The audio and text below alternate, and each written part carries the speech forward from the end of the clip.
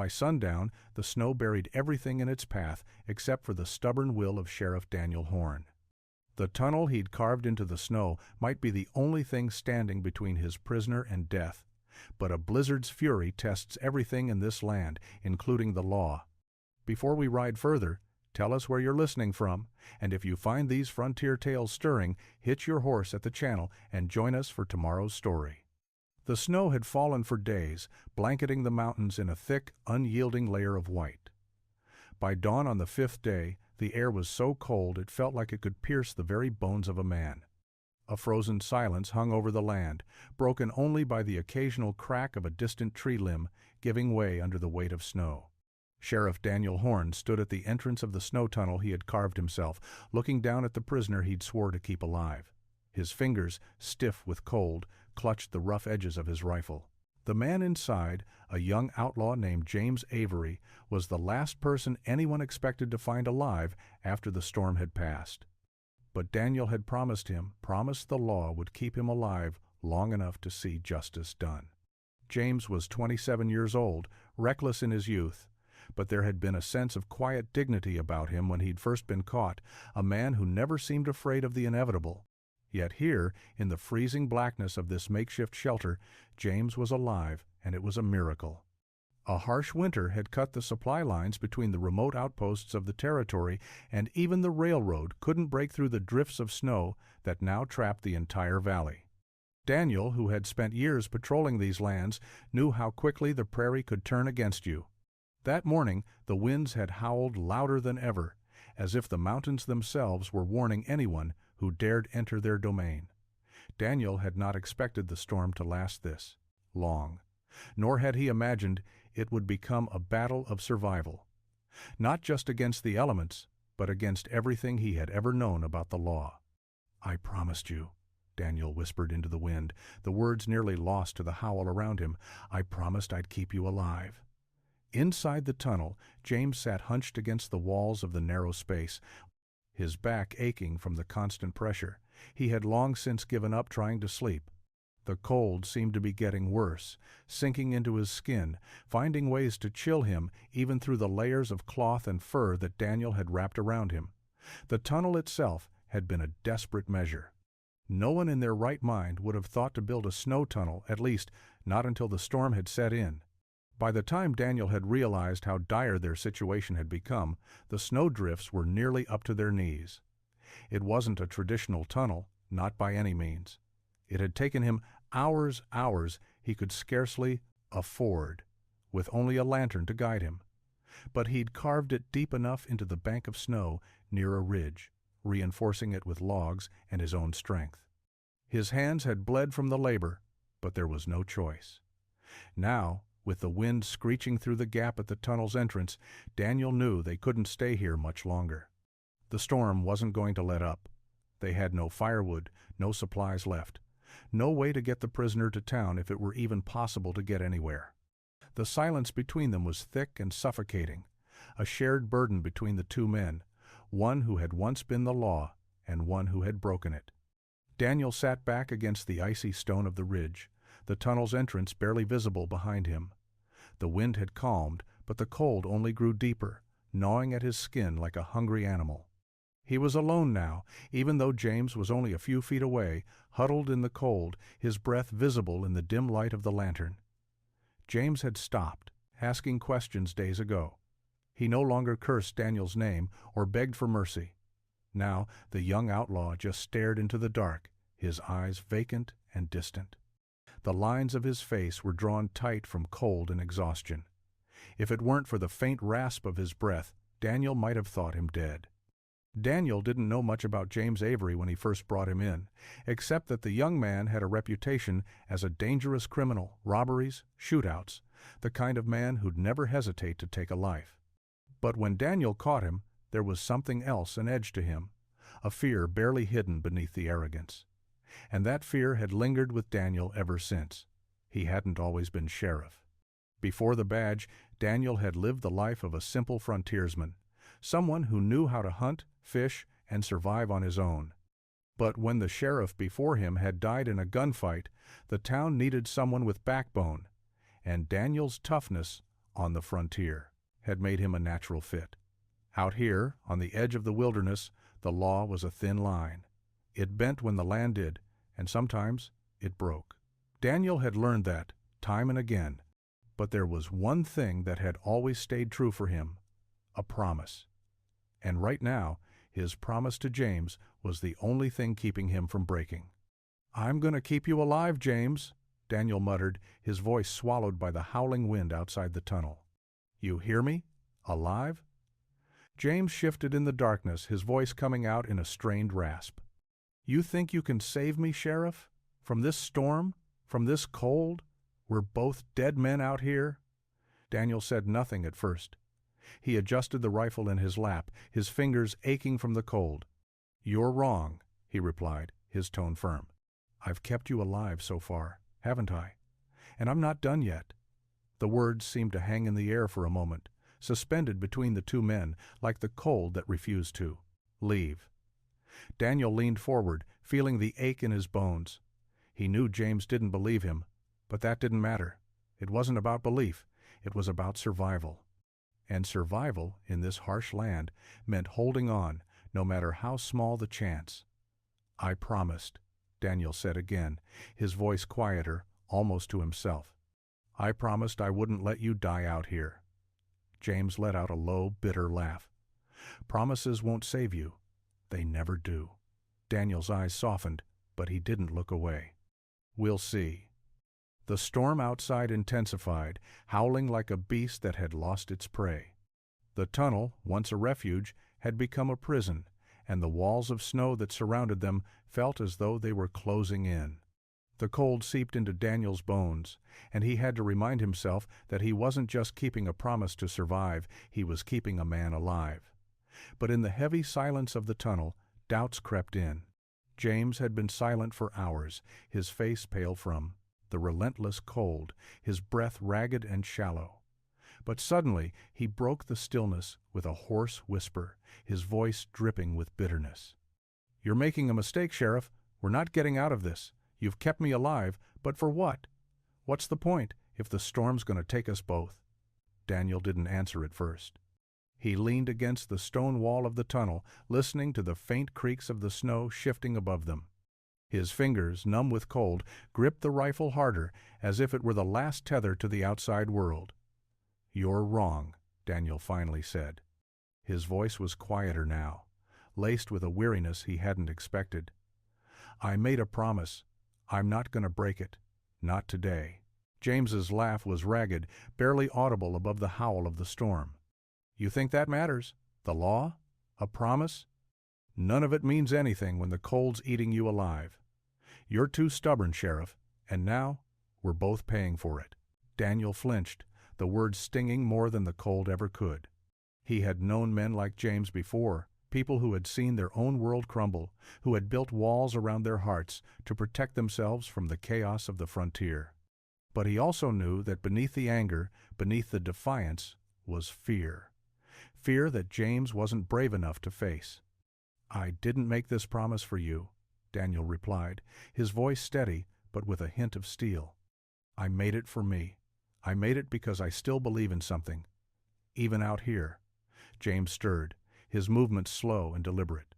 "You're a fool," he muttered, his breath coming in short bursts. "But I've seen fools survive. I've seen fools survive worse." The words hung heavy in the air, and for a moment Daniel let the silence settle. The truth was, they both knew that their chances of survival were slim. The storm wasn't going to end any time soon, and the snow tunnel was no guarantee. But Daniel couldn't let the doubt creep in, not now. He turned to face James, his eyes narrowing in the dim lantern light. "If you don't want to survive, then that's your choice. But I'm not giving up. Not yet. And neither are you." James looked up at him, his eyes dark, filled with something Daniel couldn't read. For the first time, there was no anger, no bitterness. Just a quiet understanding, one that came with the knowledge that they were both stuck in this fight for life together. The wind had been howling for hours, shaking the tunnel's walls as though trying to tear them apart. The temperature outside had dropped even further, and the only warmth in the small refuge came from the faint glow of the lantern and the burning promise Daniel had made. His breath came in shallow gasps, his body heavy with fatigue, yet his mind remained sharp, focused on the only thing that mattered: survival. James had fallen into a deeper silence, his face a pale mask in the weak light. He had given up fighting the cold. But Daniel could see the same doubt creeping into his eyes that Daniel had felt many times before. Fear, buried beneath layers of pride and defiance, was a powerful thing. "We're not going to make it, Sheriff." James's voice broke the stillness, the words rough and weak. "You know that, don't you?" Daniel didn't answer right away. He knew better than to speak in anger or frustration. He had been a sheriff long enough to understand the harsh, cutting words that came in moments like these were often born from desperation, and James was desperate. They both were. "I know what it feels like," Daniel said, his voice steady, his eyes not leaving James. "To feel like you've hit the end, like there's no way out. But we're still here, ain't we?" James's lips parted in a silent scoff, but Daniel saw the hesitation, the flicker of uncertainty. It was there in the way his hands trembled slightly, the way his gaze shifted to the entrance, as if he were hoping for some miracle to come sweeping in, something to save them from the endless storm. "I'm not saying it's easy," Daniel continued, "but giving up is the easy way out, and you ain't the kind of man to take the easy way." James scoffed again, but his eyes were distant, no longer meeting Daniel's. "The law's a joke out here, Sheriff. A man's only as good as his last breath, his last meal. And look at us now. You're holding on to some dream about promises and duty, and it's gonna kill us both." The words hung in the air, thick and suffocating. Daniel felt his chest tighten, the weight of his own words pressing against him, but he couldn't give in to the fear that gnawed at his insides. He couldn't let the doubt break him, not when he had come this far. He had made a promise not just to James, but to himself.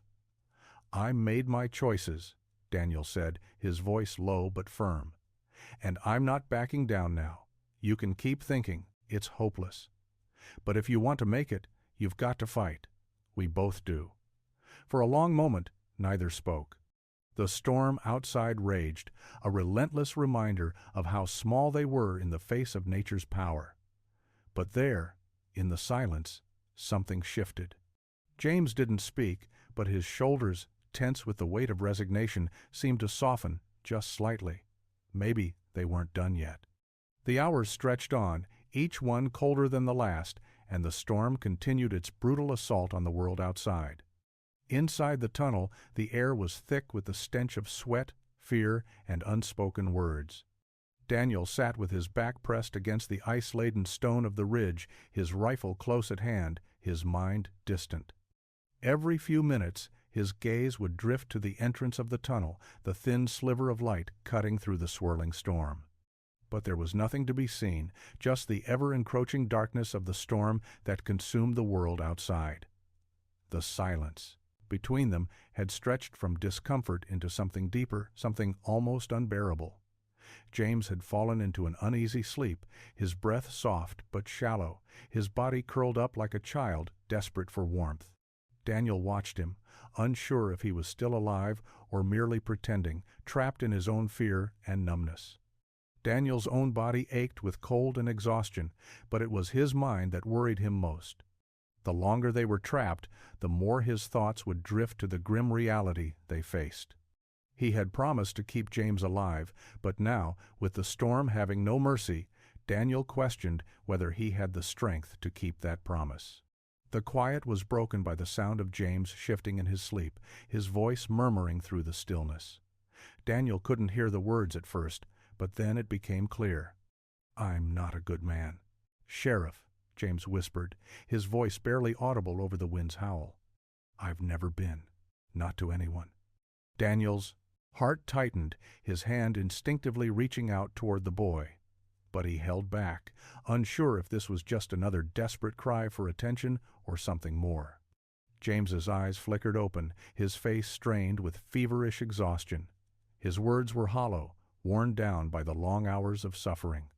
"I don't know why you're still trying to save me. You know what I've done, I know it.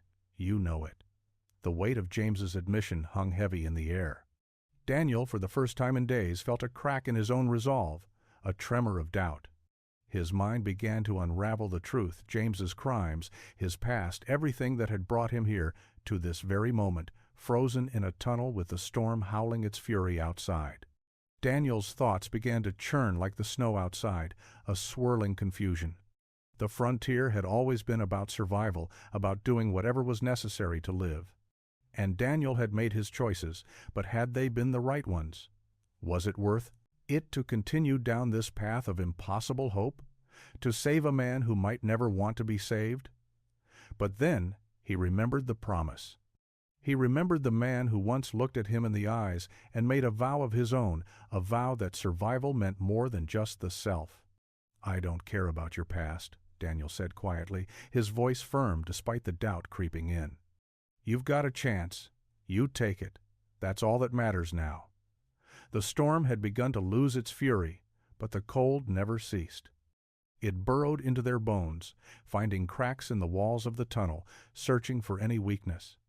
The temperature dropped so low that even the air seemed frozen, and each breath that Daniel took felt like a battle against the icy grasp of death. James had been still for hours, barely moving, his face a pale ghost in the dim light. Daniel had long since stopped trying to speak to him, realizing that words wouldn't change their fate.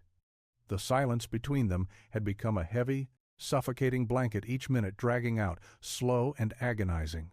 Daniel's thoughts wandered. The storm outside was relentless, and the landscape beyond was a desolate wasteland of white, the world reduced to an endless stretch of snow. He had seen the land do this before swallow men whole, leaving only the faintest trace of their passing. The mountain range was unforgiving, and it seemed as if it had claimed everything in its path, including the hope of escape. How long had they been here? 3 days? 4?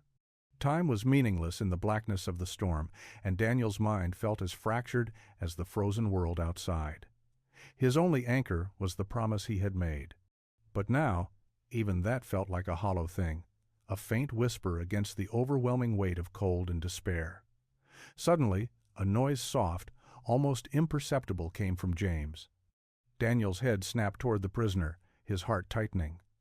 James's eyes were wide, his pupils dilated with the fever that had set in, and his mouth moved as if trying to speak, but failing. His breath was ragged, shallow. "Sheriff!" James's voice came out as a rasp, barely above a whisper.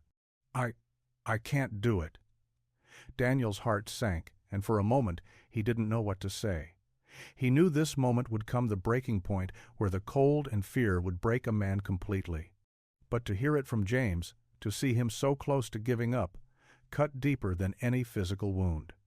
"You don't have a choice," Daniel replied, his voice rough, fighting to keep the doubt from creeping into his own mind. "We don't have a choice. You stay alive, Avery.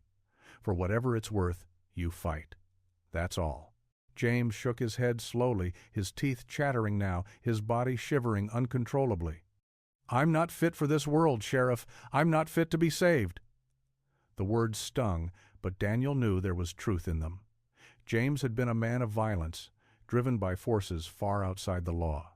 But in this moment, they were both driven by the same thing: survival. Daniel leaned closer, his voice firm, cutting through the storm of hopelessness. "We're here, aren't we? And if you think I'm going to leave you to die in the snow, then you've got another thing coming." James's eyes flickered, and for a brief moment there was something like recognition. Maybe not redemption, but a spark enough to keep going.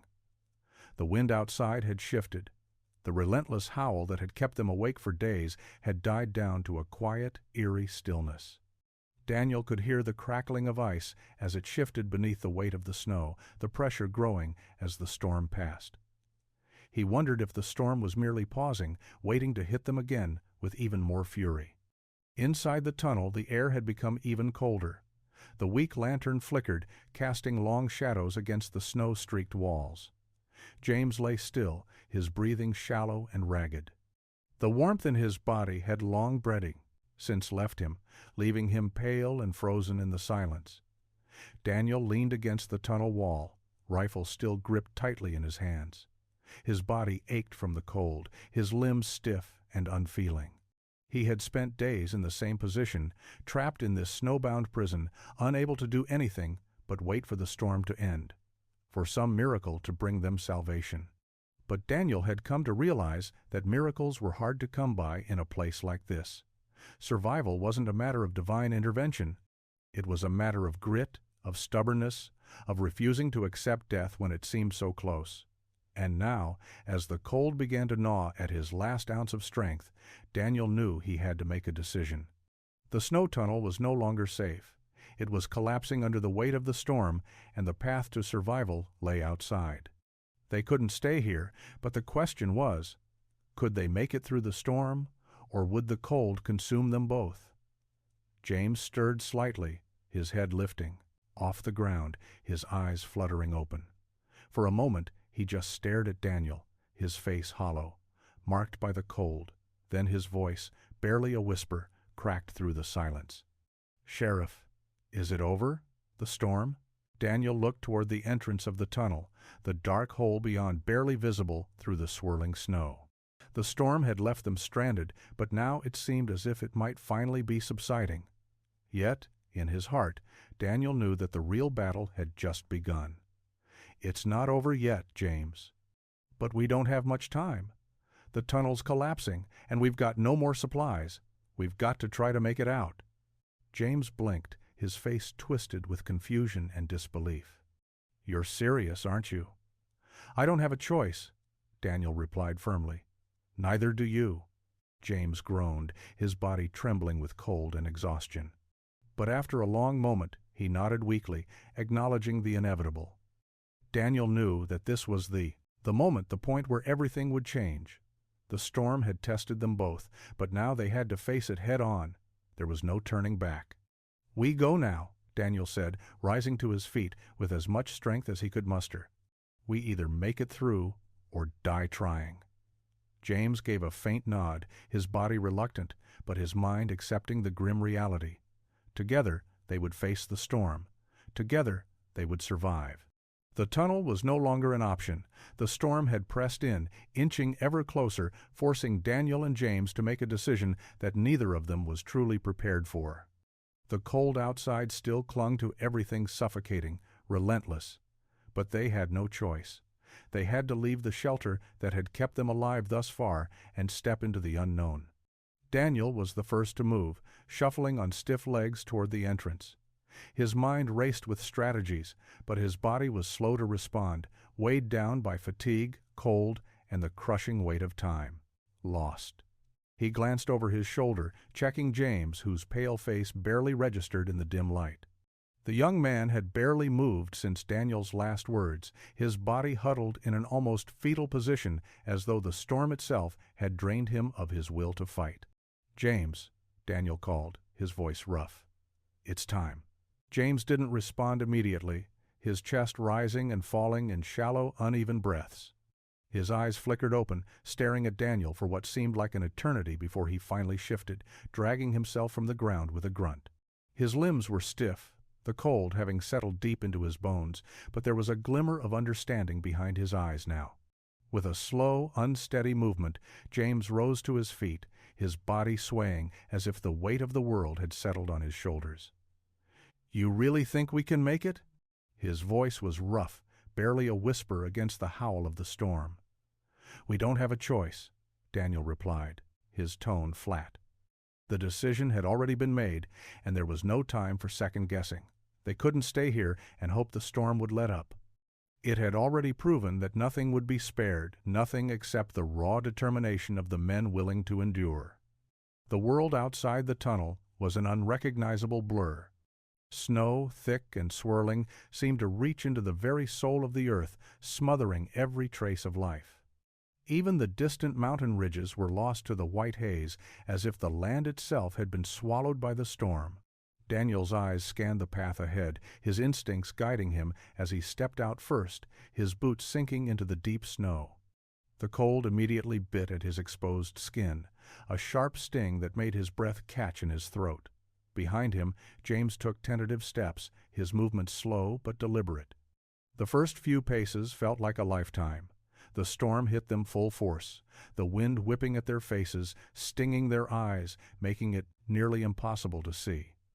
Daniel squinted through the snow, the only sound the crackle of the storm and the desperate pounding of his heart. "We need to keep moving," Daniel said, his voice fighting to be heard over the roar of the wind. "One step at a time. We stay together." James nodded weakly, following close behind, the storm swallowing them whole. There was no turning back now. Every step they took them deeper into the storm and deeper into a fight for survival. The storm was unrelenting, a force of nature that seemed determined to break them both. With each step they took, Daniel's legs grew heavier, the snow deepening with every turn.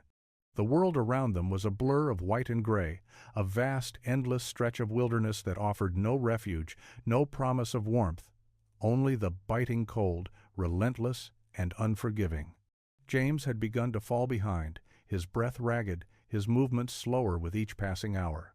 The cold had taken its toll, and his steps were faltering, the weight of the world pushing him into the depths of exhaustion. "Keep moving," Daniel urged, his voice hoarse and strained. "We can't stop now." James didn't answer, but Daniel heard the slow, labored breaths behind him. He knew how close they were to the edge. The frontier had a way of stripping away a man's will, breaking him down until there was nothing left but survival. Every so often, Daniel would glance back at James, watching him closely. His face was pale, his features sharp and drawn, as though the cold had leached all the life out of him. But there was something else there, too, something that Daniel had seen flicker in his eyes during the long, silent hours of the storm. A shift, a change. The man who had once laughed at Daniel's promise was no longer the same person. The desperation that had clouded James's face was replaced by something else, something like determination, or maybe just the simple will to survive. It wasn't much, but it was enough. "We're getting closer," Daniel said, though he wasn't entirely sure himself. The storm made it impossible to judge their progress. The land seemed to stretch on forever, a frozen wasteland with no end in sight. James took a step, then another, his shoulders hunched against the wind. His breath came in shallow gasps, but he kept moving, if only because Daniel was leading him, and because, for the first time in days, he didn't want to give up. They trudged on in silence, the world closing in around them, the storm never letting up. Daniel could feel the exhaustion pulling at him too, could feel the weight of the journey bearing down on his shoulders. But he refused to stop, refused to let go of the promise he had made. The first sign of hope came when the snow began to lighten, the blizzard's fury waning just enough to allow a glimpse of the distant horizon. Daniel squinted against the wind, straining to see through the swirling white. For the first time in days, he could see the outline of a ridge, a shadow in the distance that seemed to beckon them forward. "There's shelter ahead," Daniel said, though his voice was almost lost in the wind. James didn't answer, but his steps quickened, his eyes fixed on the distant promise of refuge. They moved forward, step by step, driven by the belief that they could make it. The storm hadn't claimed them yet, and with each step they took, it seemed that survival was still within reach, and maybe, just maybe, they were going to make it. The sun, though weak and hidden behind thick clouds, cast a pale light over the ridge. The storm had finally broken, its rage spent. The world was still covered in a blanket of white, but there was a new quietness to the air now, a stillness that seemed to echo through the vast expanse of snow. Daniel and James stood at the edge of the ridge, staring out into the distance. The land before them was no longer an unending blur of white. There were shapes now, familiar landmarks that meant something more than just obstacles. The town was close, or, at least, closer than it had seemed when they first stepped out of the tunnel. James's breath was still ragged, his face pale from the toll the storm had taken, but there was a subtle shift in him. He wasn't the man who had cursed and fought through the days of cold and hunger. He wasn't even the man who had looked at Daniel with bitterness and doubt. The storm had stripped them both down to their core, and now, as they stood in the aftermath, there was a quiet understanding between them. They had made it. For now. Daniel didn't speak at first. He didn't need to. The journey was not over, but it was nearing its end. The promise he had made to James had carried them this far. He had kept his word, even when the law itself seemed like a distant dream. Survival had been the only law out here, and they had both learned that lesson the hard way. "We're almost there," Daniel said, finally, his voice hoarse but steady. "We make it to town, and you'll have to face the consequences of your choices." James didn't answer. His eyes, though tired and worn, were fixed on the distant outline of the town. His hands shook, but he didn't pull away when Daniel offered his own hand. It was the first time since the storm had begun that they had both stood together as equals, survivors of the same unforgiving land. "I know what's waiting for me," James said softly, his voice quieter now. "And I'm ready for it. But you didn't have to do this. You didn't have to keep me alive." Daniel met his gaze, the weight of the promise still hanging between them. "Maybe I didn't have to," he said, "but I made a vow, and I'll live by it."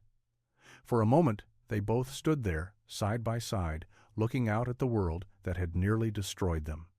The cold still gnawed at them, but now there was a faint warmth in the air, a glimmer of hope breaking through the long, dark hours of the storm. As they walked down the ridge toward the town, their steps were slow but determined. There were still many miles to go, and many trials left ahead. But for the first time in what felt like an eternity, Daniel felt something close to peace. They had survived the storm, and with that they had survived each other.